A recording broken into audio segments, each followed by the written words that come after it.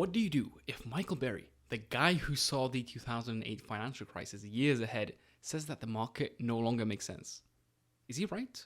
Multiple asset classes are looking like they are in a massive bubble. It's not just AI, as everyone keeps mentioning. Stocks, bonds, real estate, cryptocurrencies, private equity, corporate debt, and so much more. Each with the ability to create a crisis on par with the '08 crisis, let alone if they cause each other to burst. The evidence is striking. US national debt just surpassed $38 trillion. Global debt hit $324 trillion in early 2025. Stock market valuations rival dot-com bubble levels. Commercial real estate faces a crisis not expected to recover until 2040. And $18 trillion in bonds traded at negative yields in 2020. If these bubbles burst simultaneously, the fallout could potentially dwarf the '08 crash. Ironically enough, it was the response of these global banks to the '08 crash that led to the crisis emerging. Quantitative easing, or QE, and zero interest policies adopted all across the world, but especially by the US Federal Reserve, or the Fed, led to the place that we are in today. Even since Richard Nixon went off the gold standard in 1971, borrowing no longer needed to be restrained, devaluing fiat currency and forcing investment in riskier assets. These assets led to speculative bubbles and crashes, with the government right there behind them to clean it up with public debt. If you don't know what happened in 1971, make sure to watch the first half of this video before watching this one. I think it would help clear everything up about fiat currency, exchange rates, and the money printer before continuing. The term the everything bubble gained prominence around 2014, a period that coincided with the tenure of Janet Yellen. She was the chair of the Federal Reserve, and her approach, known as the Yellen put, would be to keep interest rates at virtually zero whilst continuing QE, which is where the central banks buy government bonds to add liquidity into the system and to stimulate short-term economic growth via asset price inflation. Rising asset and portfolio values would encourage households to spend more, thereby boosting the economy. Remember this, okay? Rising asset prices are the goal. This theory is at the heart of the everything bubble, which has two primary levers: excess liquidity and excess leverage. Excess liquidity due to QE and low interest rates, which fuels the bubble, and excess leverage due to the market belief that the government would always step in and ensure that asset prices would not fall, or at least to bail out any industries that needed saving. That enlarges the bubble. If I told you I would pay you back any money you lost, would you put your money into safer or riskier assets? Yeah, me too. In fact, Yale economics professor John Giannakopoulos has identified leverage as a primary cause of asset bubbles, as it amplifies both the upward and downward swings of the cycle. But back to fiat currency. A core inescapable feature of this fiat system is the continuous erosion of the purchasing power in the form of inflation. Again, if you're unsure about how it works, see my video about it. The data is stark. Since 1971, the US dollar has lost approximately 98% of its purchasing power. This is the primary engine of overvaluation, creating the conditions necessary for all other bubbles to inflate. Cash loses value over time, so it needs to be put in economically productive ventures to grow. Rational individuals and institutions become speculators, putting their cash into riskier and riskier assets to maximize their return. As George Friedman argues in The Storm Before the Calm, there is too much money and too few real investment opportunities, leading to the inflation of assets and asset bubbles everywhere. In their book, Harvard economic professors Carmen Reinhart and Ken Rogoff argue that long booms almost always end the same way.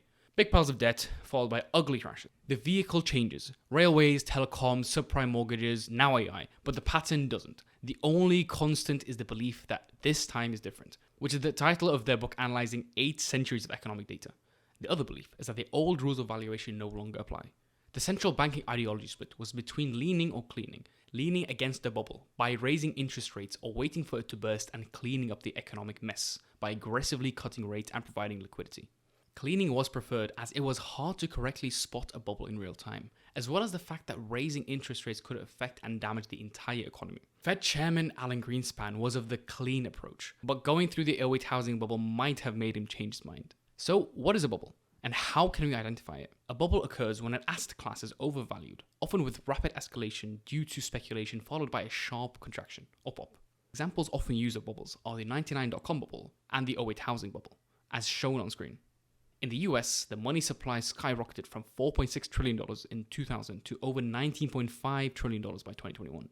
The Fed's balance sheet grew from less than $1 trillion before '08 to $3.8 trillion before the pandemic to a peak of nearly $9 trillion. This was all effectively spent as QE, flooding markets and assets with funding and raising asset prices. The ratio of equity assets to GDP increased from 2.5 to 3.3 times from 2030 to 2023, far exceeding the 2.9 peak during the housing bubble and 2.4 during the tech bubble. The problem here is that QE can inflate asset bubbles, potentially worsening a recession rather than alleviating it. Also, as an obvious side effect, QE increased the wealth gap between the wealthy, who already owned assets, and working class. It also leads to unproductive investment and risky yield-chasing behavior, bubble behavior. The US equity market has been in a prolonged bull run since 2009, pushing valuations to unfathomable levels, and this has been turbocharged by the hype surrounding AI. Historical data leading back to 1881 shows that when the cap ratio is high, future long-term returns are invariably poor, and vice versa. Right now, the US cap ratio has persistently hovered at levels that have been surpassed only 3 times in the past 140 years, right before the market crashes of 1929, 2000, and 2008. Not a good sign. The PE ratio, or price to earnings ratio, reflects how many years of income it takes to get the price of the company. To simplify, the lower it is, the lower the expectation is of growth. Boring standard industries like cable TV, energy, and food processing get a valuation of 10 to 20. The higher ones are high growth, normally tech stocks, and they are normally around 20 to 30. The high growth Nasdaq is at 34 right now. Okay, a little bit overvalued. Nvidia is currently trading at a PE ratio of over 50. Oracle is also trading at over 50. AMD, 120. Tesla, 270. Palantir, over 400 times its earnings. Again, Palantir will have to generate the same revenue for 400 years to have the cash for its own valuation. All of these companies are on the buy or the strongest buy analyst recommendation. The current market is prioritized by extreme concentration. Since the launch of ChatGPT in 2022, a handful of AI-related tech stocks have accounted for an astonishing 75% of the S&P 500's total returns, 80% of its earning growth, and 90% of its capital spending growth. The S&P 500's cap ratio is close to its dot-com peak. The Buffett indicator, named after Warren Buffett, means the ratio of the stock market to the GDP, which is at unparalleled highs. And this is how the valuation is faring. Even prominent famed Big Short investor Michael Burry has reportedly bet $1 billion against the AI bubble. All this whilst we see these circular AI deals, the same thing that happened leading up to the 99.com crash. It's the idea that I give you $20 to kick you in the shin, and then you give me $20 to kick me in the shin, and now we've suddenly added $40 to the economy. Obviously, it's a lot more concrete, but the fear is that all this growth is off of deals that are so interconnected, if one falls, they all fall.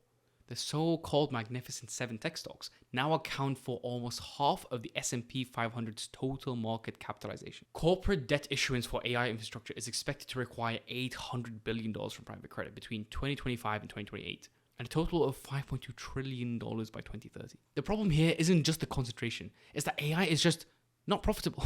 95% of them, according to the MIT report. OpenAI is burning $8 billion a year.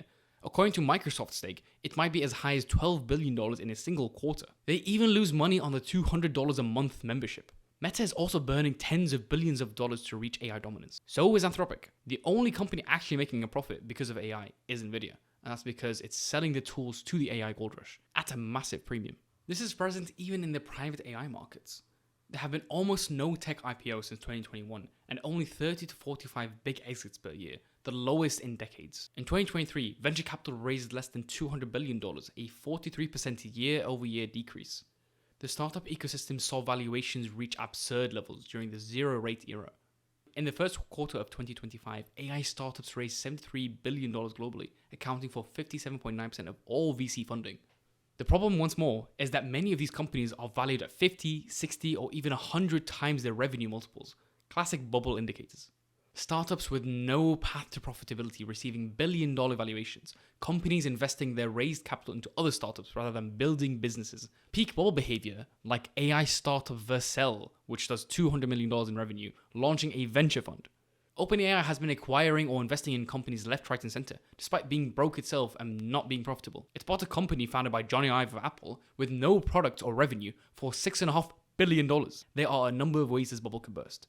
One way is what Michael Burry predicts, a massive overestimating of life cycles of GPUs to the tune of almost $200 billion. To keep it simple, this means that there will be an extra $200 billion that will eventually have to be paid, but were not accounted for prior, which could account for a significant or all of these companies' profits. This could lead to investors losing confidence and a price spiral for major tech companies. Another way is that a major AI tech company just simply throws in the towel. Not even completely, but just temporarily. Investors or board members could be worried that they are shoving too much money into products which are just not profitable. This could spook markets as it would signal that the company has given up on AI, and especially if it's a major player like Microsoft, Google, or Meta.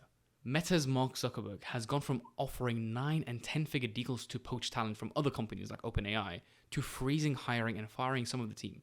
I mean, he offered one guy a pay package worth $1.5 billion. One guy.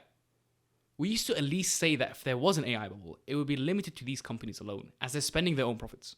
Now, that is no longer the case, as these companies are taking more and more debt to make this AI bet pay off. Now, this is messing with the private credit market, with other people's money. This can be disastrous, as shown later. A bubble pop here would be a systemic shock to the core of the US economy, as these few companies constitute an enormous share of major stock indices, institutional portfolios, and household 401ks. The risk is no longer dispersed amongst thousands of small, speculative firms. It is dangerously concentrated at the very top of the market. Just imagine if every single bank in the US and Canada saw a massive collapse in valuation.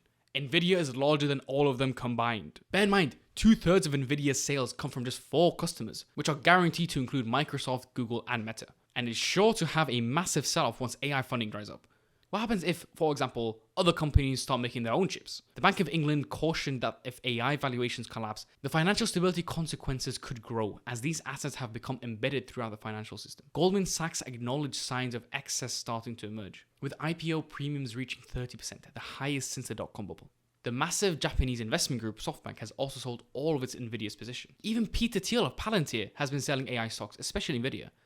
I mean, even Sam Altman from OpenAI has announced that it's a bubble, with the heads of Alibaba, Apollo Investment, and Blackwater Associates also agreeing. Surprise, surprise, even the Lizman himself, Mark Zuckerberg, has admitted the same. People are constantly comparing it to previous bubbles and crashes, saying it might be as bad as 1929. It might be an exaggeration to say that this bubble alone will be like 1929. But I think if you look at the other bubbles covered in this video, you might start to get a bit worried. There's another consequence of the money printer that you can probably guess, but I'll leave that to later. Which bubble is next? How about another real estate bubble? Propelled by the same forces of low interest rates and pandemic stimulus, this boom has pushed prices to new heights, even quicker than the mid-2000s period bubble. Versions of the housing bubble go all the way back to the early 1800s. Freeman tells us of a story of how easy credit fueled a land boom in the American West. When the central bank of the day tightened the money supply, land prices collapsed and farmers suddenly owed more than their farms were worth. Affordability, of course, as everyone knows, is dead. People have to get into more and more debt for a supposedly appreciating asset, an asset which has become excessively inflated and disconnected from its actual worth, aka a bubble. The UBS Global Real Estate Index 2025 places Miami at the top for bubble risk, followed by Tokyo, interestingly, and then Zurich, and then followed by LA. This should be worrying. When Reichardt and Rogoff tested different indicators, real housing prices came out near the top for predicting banking crises, better than many fancier metrics. Long housing bear markets make banking crises especially drawn out compared to pure stock crashes. Now, before you go off to rewatch The Big Short and trying to find out how to short housing bonds, you have to know that this bubble is fundamentally different to the '08 crash. The '08 crisis was, at its core, not a housing bubble. It was a credit crisis. It was caused by a catastrophic decline in lending standards, which saw an explosion of high-risk subprime loans, predatory adjustable rate mortgages, no documentation loans, aka ninja loans, and other fancy exotic products designed to push unqualified borrowers into homes they could not afford. Post-08 regulations saw lending standards tightened, and the vast majority of homeowners have low, stable 30-year fixed mortgage rates, or maybe even 50-year mortgage rates soon. This means that the interest shock of 2007, which triggered the housing bubble, would probably not impact them today. But the point is that housing already looks and sounds a lot like a bubble, with prices going insane. As if that alone wasn't enough, that isn't even the biggest real estate bubble. That title goes to commercial real estate. Real estate which is experiencing a crisis that probably won't fully recover until 2040, a full 15 years from now. US commercial property prices have already fallen 24% from their peak, with office buildings in business centers areas down almost half of the peak market value. Distress is rising, climbing 23% year on year to more than $116 billion at the end of March 2025. From a year earlier, the highest since the financial crisis. Delinquencies continue to increase. Here's what could pop the bubble. Over the next 2 years, more than $2 trillion in commercial real estate loans will come due, $600 billion of which is already expected to face trouble. Columbia Business School professor Thomas Piskowski says that over $400 billion in loans is already underwater, including almost half of all office space, particularly affecting regional banks. Many of these loans originated during the era of near zero interest rates. Now, with borrowing costs significantly higher due to higher interest rates and office space increasingly out of fashion due to remote work, refinancing is becoming nearly impossible for many property owners. Columbia Business School professor Stian van Nieuwenberg warns that this turmoil could fire up another banking crisis. Lovely. Okay, when you hear the terms private credit or corporate debt, I think most people just doze off slowly, ignoring the next 10 minutes. I need you to stay with me here. It's pretty simple. Corporate debt is just people lending money to companies at rates likely lower than what you and I can get. They're more likely to pay their loans, so they offer them lower rates. For over a decade, ultra-low interest rates addicted corporations fuel cheap debt. This has left the global corporate sector with a record level of indebtedness, just as the interest rates environment has dramatically shifted. As interest rates rise and the old loans mature, these companies will have to refinance at higher interest rates. This looming wave of refinancing poses a major threat to corporate profitability and could trigger a widespread default cycle. The global stock of corporate bond debts alone reached an unprecedented $35 trillion by the end of 2024. An opinion piece in the New York Fed said in 2020 that investment-grade firms rated AAA to BAA were actually more highly leveraged than junk-rated firms, with a record amount of BBB rated debt, which is one level above junk. Even modest downgrades could trigger forced selling. According to the credit rating agency Moody's, the risk of default for US public companies has already reached its highest level since the global financial crisis and is expected to remain elevated. The bubble actually almost burst when COVID hit. The yield on junk bonds spiked from 3.49% to 6.68% in a few months as selling intensified. The Fed did step in the last minute with $750 billion in corporate credit and prevented a full collapse. And remember, we just spoke about how AI companies are fueling their expansion now using corporate debt. If that bubble pops, it could be one of 15 different triggers for this one to burst. Now, if you look at private credit, the shadow banking system, which are financial institutions that operate outside normal banking regulations, well, they held about $250 trillion in assets, or 49% of the world's financial assets. This is up from $28 trillion in 2009, an almost 10 times increase. This sector operates in the shadows of the traditional, more heavily regulated banking system, which makes it difficult for regulators to assess the true levels of leverage, the quality of the underlying loans, and the interconnectedness among lenders. This market has also been a key source of funding for the capital-intensive AI data center boom, as mentioned before, set around $800 billion between 2025 and 2028. Economist Paul Krugman described the run on the shadow banking system as the core of what happened to the 2008 financial crisis. The rapid growth and lack of regulation makes the system vulnerable to rapid deleveraging during credit disruptions. In terms of private equity, some analysts believe that this represents a bubble on par with the financial crisis, posing real systemic threats to the economy, primarily due to the debt on top of debt on top of debt. According to the credit rating agency Fitch, the shadow banking industry has developed bubble-like characteristics that could trigger a wide global financial shock. The IMF estimates that global banks now have around $500 billion in exposure to private credit entities. They've also said that many non-banks now have more exposure than their tier 1 capital, which effectively means that they have more at risk than they actually own. In 2024, the amount that the US financial institutions loaned to shadow banks surpassed the $1 trillion mark. This now means that a collapse in the shadow banking industry will be globalized to the entire financial market. $1 trillion. Fitch warns that the private credit market is transitioning from being a niche offering for institutional investors to a more substantial asset class, one that is increasing not only in size but also in complexity, which is yet another sign of a bubble. Bubble-like characteristics include rising participation of retail investors alongside major banks, heightened leverage that borrowers are acquiring, innovative methods for bundling debt, spread compression indicating weaker lending criteria.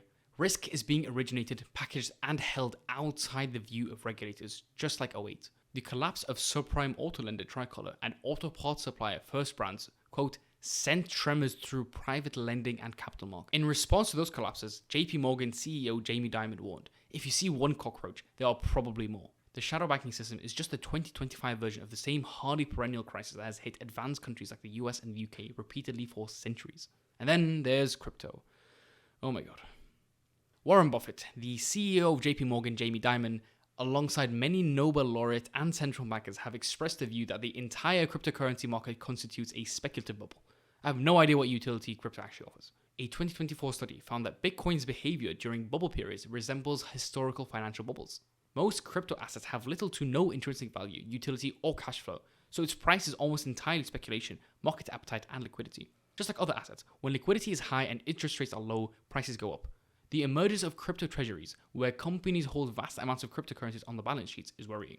As of 2025, those companies make up $160 billion in market cap. MicroStrategy is the most perfect bubble example. What started out as a business intelligence software company turned into a firm that dumped all of its profits and later corporate debt proceeds into buying billions of dollars worth of Bitcoin. Peak bubble behavior. It's now turned into a Bitcoin track, but at that point, you may as well just go and buy Bitcoin. Tom Lee of Fundstrat warned that the bubble has burst in certain segments, whilst analyst Chris Broderson noted many treasury plays were basically token bets with no real strategy behind them. As corruption keeps pushing government officials to endorse and participate in pump and dump schemes, as well as insider trading, this asset class will always remain on the fringe, yet always influential enough to spook and influence general market sentiment. What about this little spoken about crisis called the student loan crisis? American student debt has exploded to $1.8 trillion. I know, these numbers all sound imaginary. Some economists have compared it to the rise of the housing bubble that precipitated the 2007-9 housing recession. Total student debt is as large as the subprime debt pre-2008 and is being bundled and sold just like '08. Just as banks handed out mortgages to virtually anyone, the federal government hands out student loans with virtually no underwriting, no assessment of ability to repay, and no accountability from schools. College tuition has surged nearly 1,300% since 1980, and that figure is updated to just 2016. More than 5 million borrowers have defaulted on federal student loans, including over 500,000 pensioners who will see their social security cut. That number could rise to 10 million by the year's end, meaning 1 in 4 borrowers would be in default. Over 10% of student loans are already in default, with larger numbers behind in payments or in deferment. In the UK, student loan debt has reached £100 billion. That's a lot lower, thankfully, but will only start coming down when you've got very, very many people in the labour market and good jobs paying their loans down quite fast. That won't happen for the 10 to 15 years, if not longer. Student loan lenders project a 19% loss for every $1 they lend out. Even the World Economic Forum calls it the multi-trillion-dollar debt tsunami our economy is not prepared for. What about pensions or social security? Social security is effectively one big pyramid scheme. It's not funded through individual contributions to your own personal pension profile, but by taxes paid for by a larger body of taxpayers, aka younger people. Those younger people will then expect the next generation to pay for them, and then repeat until you have a forever growing population. The system's going to break at some point. Public pension systems face over $1.2 trillion in unfunded liabilities as of 2025. That means they promise people an amount they'd pay, but just don't have it, to the tune of $1.2 trillion. It's effectively an over $1 trillion empty promise. The largest contributor of over a third is necessary improvements to actuarial assumptions. Basically, pensions had been using unrealistic projections. Underperforming investment returns account for 29% of unfunded liabilities. Interest on pension debt growing faster than contributions paid representatives 22.4%. These unfunded liabilities have remained paralyzed above $1 trillion since the '08 financial crisis. For Social Security specifically, unfunded liabilities that need to be paid over the next 75 years amount to $28 trillion, which once more just sounds like fictional numbers at this point. One reason Reinhardt and Rogoff are skeptical of safe debt numbers is that they often ignore big domestic promises. Underfunded pensions, social security systems, and other IOUs owed to citizens. Historically, when push comes to shove, governments have been more willing to squeeze domestic savers through inflation, forced restructuring, or lower real benefits than to stifle foreign bondholders. That's exactly the risk hanging over today's pension systems.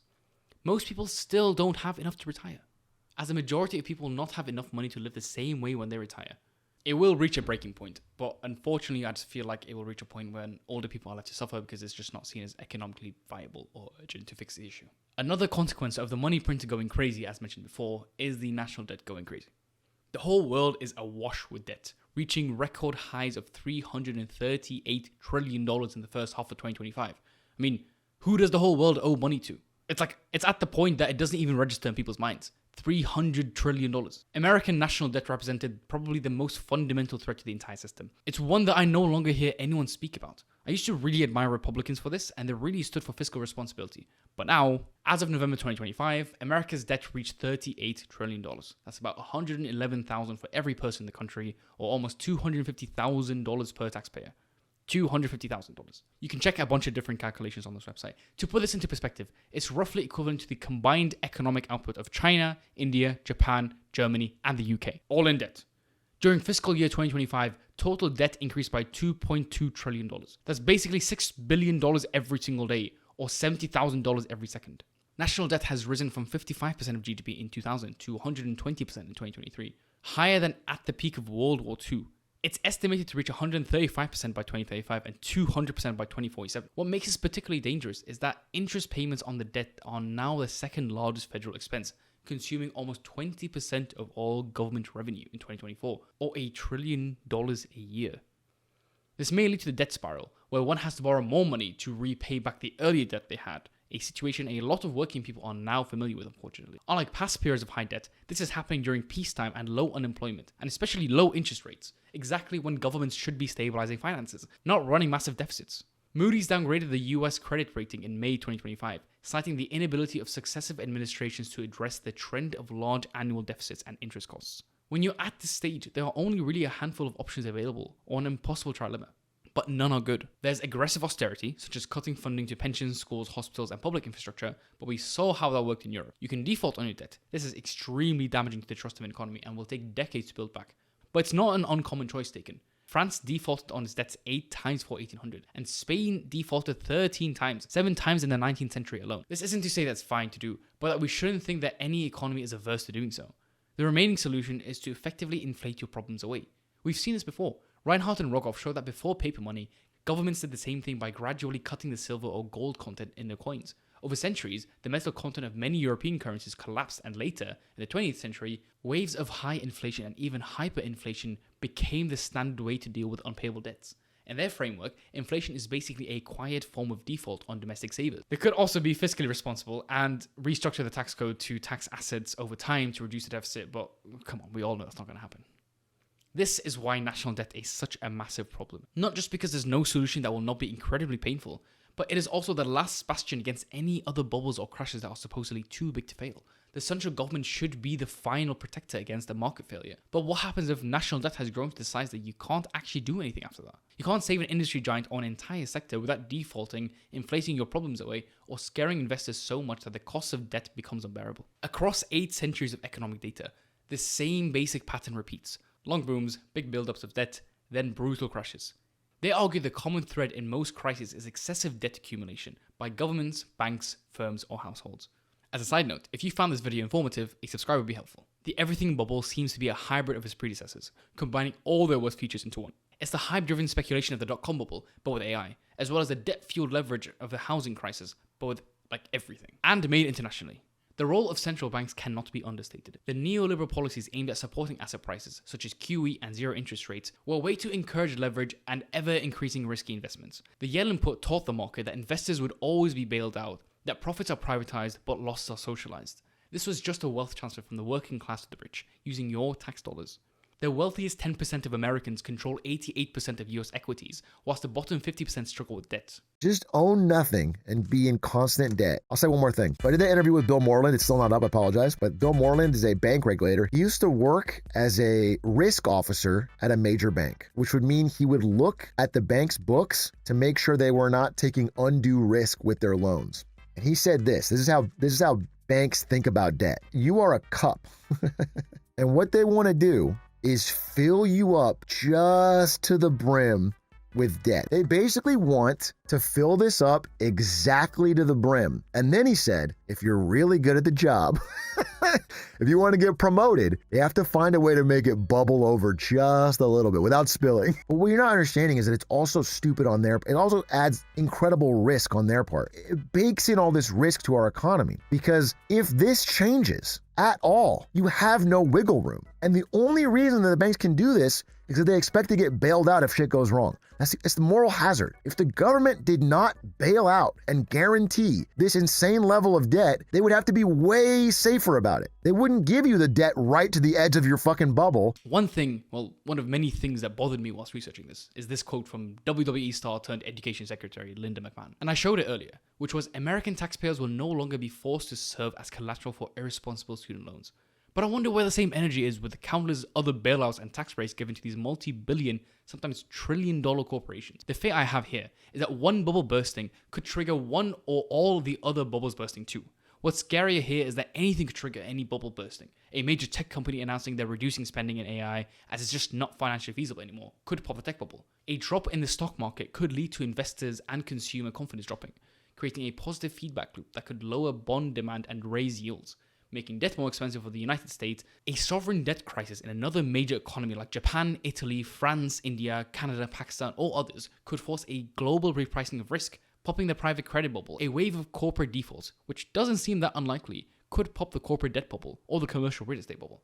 I focus mainly on the US in this video, but this impacts every country. When the dot-com bubble burst, it affected the markets in Tokyo, Frankfurt, London, Seoul, Paris, and many other markets. Former IMF chief economist Geeta Gopinath has warned that a major US market crash could wipe out as much as $35 trillion in global wealth. This isn't even getting to all the other potential bubbles, crises, and just general quality of life collapses in the US, like healthcare costs, which could become a bubble, private equity, which could also become a bubble, cost of living, extremism, inequality, and so much more. We cover all that in this video titled America's Impending Civil War. Trust me, watch that after this video. In the past, there were safe havens to rush to, namely property and government bonds. But because this has happened before, and now they are in a bubble of their own, they are no longer safe investments. US debt of $38 trillion, global debt of $324 trillion, shadow banking assets of like $250 trillion, these dwarf previous crisis levels in both absolute and relative terms. On average, real public debt jumps about 86% in the 3 years after a major banking crisis, in both advanced and emerging economies.